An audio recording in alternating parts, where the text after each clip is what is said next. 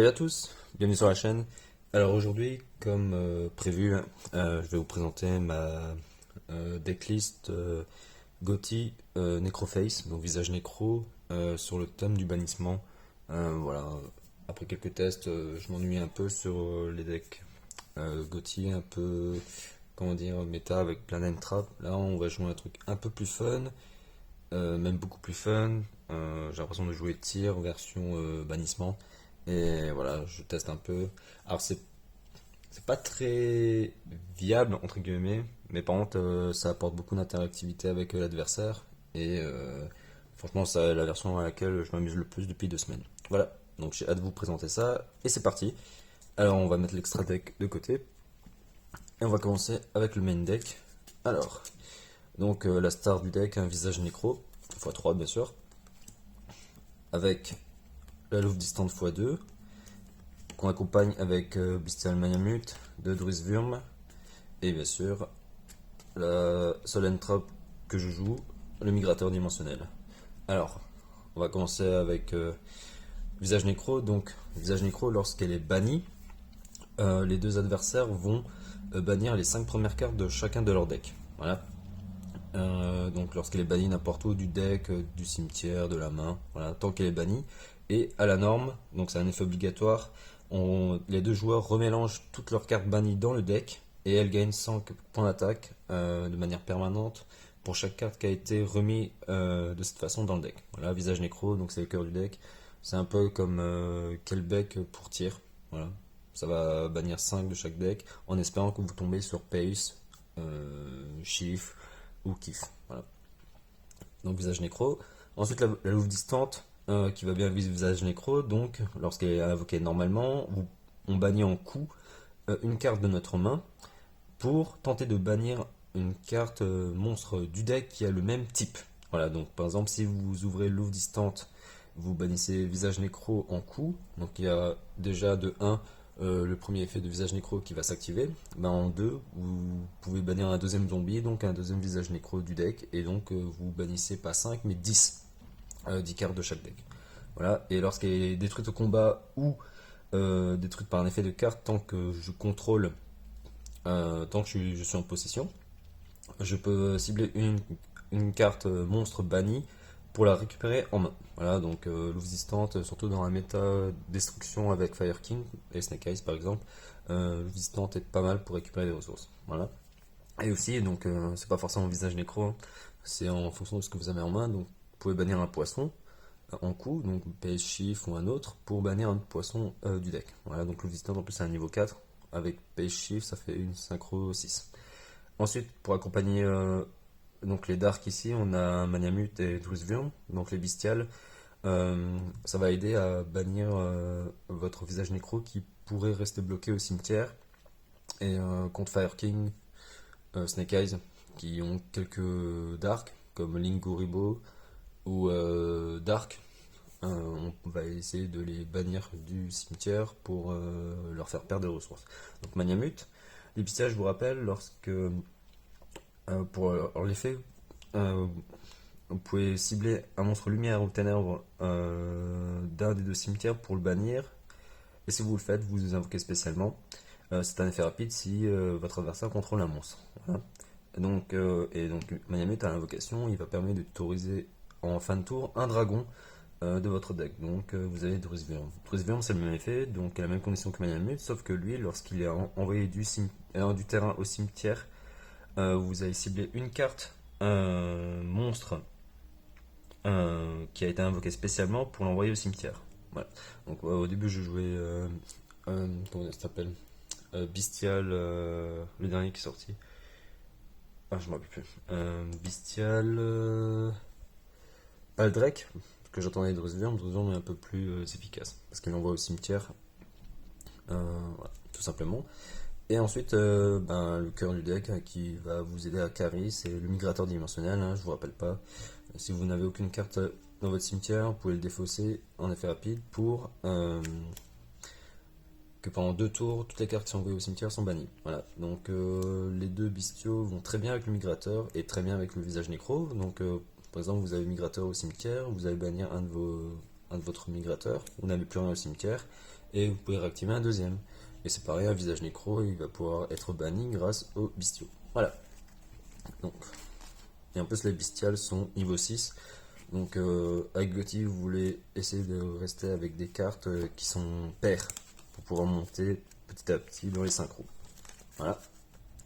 Donc on a la partie bannissement et ensuite on a la partie poisson. Donc en starter, on a donc les deux louves distantes, ça fait 2. Ensuite, moi je joue une phrase à joyeton, 2 feuilles inertes. Et ensuite le package Gotti, donc 3 pace, 2 chiffres, 2 kiff, 2 zep, 3 Snopios qui va agir comme une entrap, 3 psych et un except. Alors, donc je vous rappelle, pourquoi une fois joyeton, 2 fois inerte? Parce que avec Necroface, donc visage nécro, vous allez bannir 5 cartes, 10 cartes, 15 cartes de votre deck. Et avec Kiff, vous voulez avoir d'autres targets à ramener sur le terrain de votre zone bannie. Donc avant, je jouais 3 inertes. Et finalement, joyeton, ça apporte un peu plus de versatilité pour amener ce que vous voulez du deck. Donc un satoniseur niveau 2 ou un body niveau 4 qui sont except ou inerte. Voilà. 3 pace parce que c'est le meilleur. Tuner parmi les 3, donc qui permet d'invoquer un poisson de votre main en bannissant un coup. Chiffre va de pair avec inerte, donc vous pouvez le bannir en coup s'il a un nouveau poisson pour qu'il y ait une 500 points attaque jusqu'à la fin du tour. Et donc les deux reviennent en stand-by phase après qu'ils aient été bannis pendant le tour adverse, ou même pendant votre tour. Si ils sont bannis pendant le tour adverse, ils reviennent pendant votre stand-by phase. Kiff, c'est la même chose que les deux. Donc il revient sur le terrain après avoir été banni. Et donc lui, c'est un peu comme SP Little Knight, donc SP Petite Chevaleresse. Il permet de bannir un monstre qui a été invoqué spécialement de votre adversaire pour invoquer un poisson banni de niveau 6 maximum de votre zone bannie. Voilà, Zep, lorsqu'il est banni pendant le tour adverse, il peut se spé, à l'aspect, il permet de faire une synchronisation de poisson. Voilà. Donc, moi je joue par contre un gros package Snopios Psych, donc c'est les nouveaux. Psych, lorsqu'il est banni, vous pouvez bannir un poisson de n'importe où, sauf votre deck, donc main, terrain, cimetière, pour l'invoquer spécialement, et à l'aspect ou à la norme, vous pouvez tutoriser un poisson et bannir un poisson seulement de votre terrain ou de votre main. Voilà. Donc Psych, c'est maintenant le cœur du deck, ça permet de tutoriser n'importe quel poisson. Et 3 Snopios, donc ça va agir comme une entrap pendant le tour adverse, ça permet de faire parfois des plays tour 0, donc Snopios qui va très bien avec Psych et Zep, parce que Psych peut chercher Zep.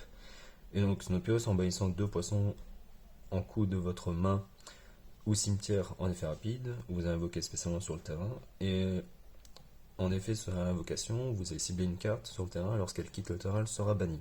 Voilà. Et en général, on va cibler Snopios parce que lui, lorsqu'il est banni, vous pouvez le récupérer en main en bannissant un poisson du cimetière. Voilà. Mais aussi, ça peut interrompre l'adversaire de cibler un monstre de votre adversaire pour que lorsqu'il quitte le terrain sera banni. Donc contre Snake Eyes, Fire King, vous allez cibler la princesse ou par exemple Flamberge. Voilà. Donc Snopios, très bon, ça agit comme une entrap avec Migrateur. Voilà, except lorsqu'un poisson a été banni, vous pouvez l'invoquer spécialement depuis votre main. Le deuxième effet sur les pièges n'est pas très utile, je joue aucun piège pour avoir un extender au moins niveau 4. Voilà, donc c'est la partie Gotti. Voilà, gros package Gotti, on essaie de mêler les 5 avec Necroface. On essaie d'avoir un peu de chance, voilà. Hop, et ensuite, le reste des cartes. Donc c'est des petites techs que je teste, donc Rex le géant, l'escadrille. Ensuite, les petites magies, donc un sarcophage doré, 2 désignateurs de la suppression, le terrain Gotti, une fissure dimensionnelle, un appelé paratombe et 3 à force égale. Alors tout simplement, Rex le géant, pourquoi? Parce que lorsque cette carte est bannie, vous pouvez l'invoquer spécialement sur votre terrain. Moi ce qui manque parfois, c'est d'avoir un extender niveau 4, hormis Xep. Et donc par exemple si j'ai vraiment besoin d'un extender niveau 4, je peux éventuellement bannir avec sarcophage doré le Rex. Voilà, pour l'invoquer spécialement. Parce que Gotti n'a pas d'extender niveau 4 qui se réinvoque spécialement pendant la stand-by phase. Voilà. Et si Rex le géant est banni, donc vous pouvez le réinvoquer spécialement, et c'est aussi le cas par effet de Necroface. Escadrille, donc ça permet de faire une synchro pendant le tour adverse. Vous ciblez un monstre que vous contrôlez, pour tenter de l'invoquer spécialement et faire une synchro immédiatement à la résolution, donc niveau 2. Donc comme vous avez que des monstres pairs, vous allez pouvoir monter en synchro et aider à monter sur Iron Post niveau 6 au synchro 8 et possiblement sur le grand Gothi niveau 10 qui va bannir tout le terrain. Sarcophage doré. Alors désignateur de la suppression, je joue pas d'entrap, tout simplement parce que j'ai pas envie. Alors je préfère avoir de l'engine. Et désignateur de la suppression, ça agit un peu comme un, comment dire, comme un extender. Donc en phase, s'il vous manque des Gothi qui sont bannis, donc Kiff, Space ou Shift, ou même un poisson que vous voulez invoquer avec Kiff, s'il est déjà banni, vous déclarez en phase de bannir un de ces poissons pour qu'il revienne à la standby phase. Voilà, donc vraiment un extender, moins une protection, je considère comme un meilleur sarcophage doré. Voilà. Une fois le terrain, même s'il n'est pas tutorisable, le grind game dans Gothi c'est très bon. Une fissure dimensionnelle, je pourrais l'enlever d'ailleurs, mettre en side, mais ça marche bien sur le thème du bannissement. Un appelé par la tombe, forcément, et 3 forces égales. Alors moi je joue pas énormément de magie continue ou de terrain, donc on a le terrain ici et la magie continue. Et donc à force égale, ça surprend. Le thème c'est de bannir, et Gothi a du mal en go second. Donc en force égale, très très bon. Très bon. J'ai un peu briqué parfois, donc j'hésitais à jouer à 2, mais à force égale, on s'attend pas si l'adversaire ne peut pas de negate de magie piège. Hop. Donc ça c'était le main, c'est à 41. J'essaie de redescendre à 40. J'essaie de faire un peu de place. Ensuite l'extra deck, donc un peu expérimental. On va mettre Gameciel à côté. Donc en lien Garde des Abysses, Anémone, pour bannir Zéroboros topologique. Ensuite on a l'héros de la lumière arc, on a 2 Iron Pulse, 2 Ascan, une baleine aura blanche, un Dragite, et ensuite 2 fois le Gothi qui bannit tout sur le terrain. Et enfin le super synchro 10, donc à Baronne de Fleurs, le dragon rose rougeâtre et Shining. Alors tout simplement Garde des Abysses, il va pouvoir invoquer spécialement un poisson de votre main sur une zone pointée, et une fois par tour, vous pouvez cibler un autre poisson que vous contrôlez et une carte que contrôle l'adversaire pour les bannir. Voilà. Et vous pouvez pas utiliser en lien le tour où il a été invoqué. Anémone, il permet de réinvoquer sur une zone pointée, donc en dessous de lui, un monstre haut de maximum 1500 points d'attaque. Et vous êtes lock en haut jusqu'à la fin du tour. Voilà.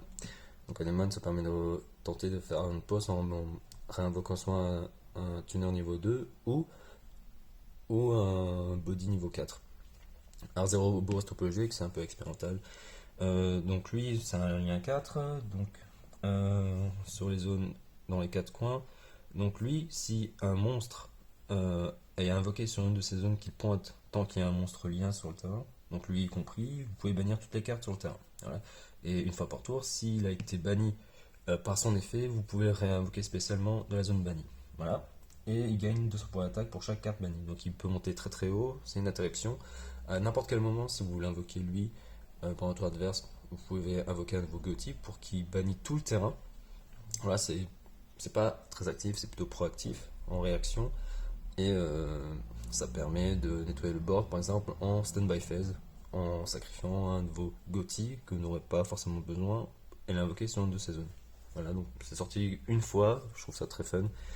Voilà. Ensuite, héros de la lumière arc, pourquoi? Parce que donc le seul moyen de le faire, c'est avec Kiff et un de vos tuners. Donc lui, très très bon dans le deck. Donc c'est Negate en le sacrifiant. Donc magie, piège, monstre, tout ce que vous voulez. Et lorsqu'il est sur le terrain, les monstres envoyés depuis la main ou le deck, donc main deck au cimetière, sont bannis à la place. Donc ça bloque par exemple les engines comme Horus, comme des entraps comme Veiler, Hurlbert Ludroll. Voilà. Donc très très bien, vous avez besoin de Negate quand vous invoquez plein de Gothi, lorsqu'il y aura un stand-by phase. Moi, c'est la première chose que j'essaie de faire, c'est Negate. Voilà. Ensuite, Iron Post, le cœur du deck, il bannit un poisson du deck, et lorsqu'il est envoyé au cimetière comme matériel synchro, il permet de tutoriser un poisson en fonction du monstre que vous avez banni au cimetière. Voilà. Donc vous avez banni un monstre, s'il est niveau 6, vous pouvez pouvoir tutoriser un poisson qui est niveau 6 ou moins. Le cœur du deck, c'est ce que vous voulez faire quasiment à chaque tour. Ascan, il permet de cibler un monstre poisson que vous contrôlez une carte pour contrôler l'adversaire pour les bannir, et lorsqu'il est banni, vous pouvez le réinvoquer en bannissant un poisson du cimetière. Baleine aura blanche, ça fait Raigeki sur les monstres en mode attaque, s'il est invoqué en chaîne Link 1 parce que c'est un Lorsk, et donc il fait double attaque, double attaque sur le monstre, pardon, perce def, et lorsqu'il est détruit et envoyé au cimetière, vous pouvez le réinvoquer en bannissant un poisson du cimetière en coup. Voilà, et il devient synthoniseur, donc vous avez possiblement un synthoniseur niveau 8 en conjonction avec Kif qui est un niveau 2. Voilà, et c'est pas une fois par tour, donc lui, en go second, c'est très bien pour gagner un peu au time.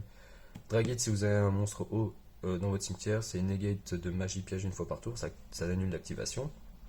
Le deuxième effet, j'utilise pas parce que j'ai pas de rocher dans mon deck, mais ça pourrait marcher avec, comment ça s'appelle, Nibiru, par exemple.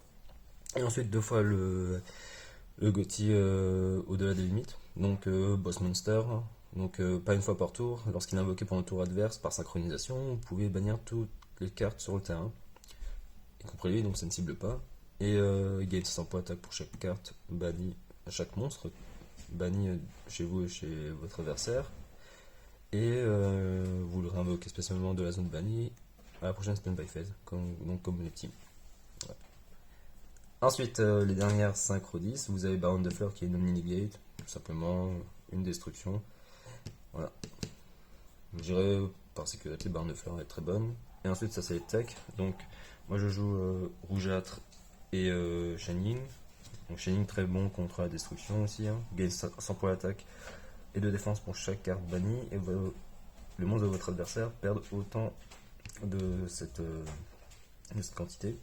Lorsqu'une carte est bannie, vous pouvez bannir une carte sur le terrain et dans le cimetière de votre adversaire. Donc c'est forcément les deux, vous pouvez pas bannir soit l'un soit l'autre. Et à chaque fois qu'il doit être détruit par un effet de carte, on peut bannir une carte de notre cimetière pour éviter la destruction, et ça c'est pas une fois par tour. Voilà, donc ça permet aussi de bannir les cartes qui sont bloquées au cimetière. Par exemple, Necroface, par exemple. Et Rose Rougeâtre, c'est ma tech.